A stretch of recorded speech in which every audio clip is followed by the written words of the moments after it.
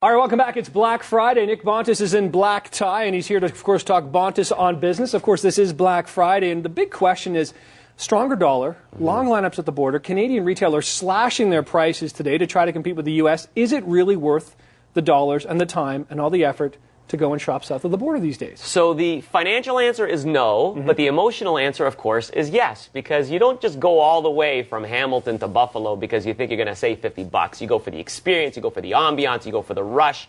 And a lot of shoppers actually say you go for the selection because you can get things down there that we can't get necessarily here. But even here in our local community, we had big savings today. Of course, Canadian Tire was big. The Gap had 60% off everything. Sears Canada had all their electronics on sale. And of course, even the Apple store at Mapleview was packed with huge long lineups. So the answer to the question is it worth it to go 270 kilometers all the way down to Walden Galleria and the Fashion Outlet Mall and come back? I don't think so. But you know what? It's an experience and the weather was nice today. I guess it is. Yeah, not a bad driving day. That's true. That's Sometimes right. to Buffalo can be a lot worse. But are the deals themselves, are these really the best deals of the year, or are we just being told and sold that this is the best deal? So the 60% that I saw from the Gap today actually shocked me because normally in Canada we don't see numbers that high. We do see them in the U.S. on Black Friday. But what we're noticing now is that the Canadian retailers are also getting in on the game. They're also pushing up high numbers like 6, 7s. I was even told somebody saw a 75% off sign, which is unheard of for November. But let's not forget the actual biggest shopping day of the year is December 23rd, last minute shoppers before Christmas. Then comes Boxing Day. And then, of course, I think in the next few years, even our fake Black Friday here in Canada will probably end up being in the top 3. All right, so they say after Black Friday, of course, in the U.S. comes Cyber Monday. That's, of course, the new internet shopping day. How big is that going to be this year, and does this compare? So Cyber Monday, I think, will be much larger this year. Obviously, they're expecting at least about a 20% growth of Cyber Monday this year compared to last year.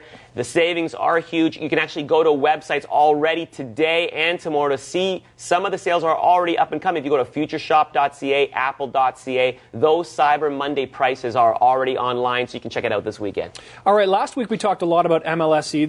They apparently were up for sale. The teachers were looking to unload the property. Now this week they're saying, no, we're going to hang on to it. What does that say to you from a business perspective? Because it seems like this great company with an abundant ability to turn some profit, but now there was really not as much interest, or they really just want to hang on? Well, you know, people sometimes do that all the time. It's like putting your house up for sale. You just want to check out what the asset is worth. You might not even actually want to sell it, and I think that's what happened here. The other reason, of course, is $1.5 billion. Not a lot of people with that kind of cash in their back pocket.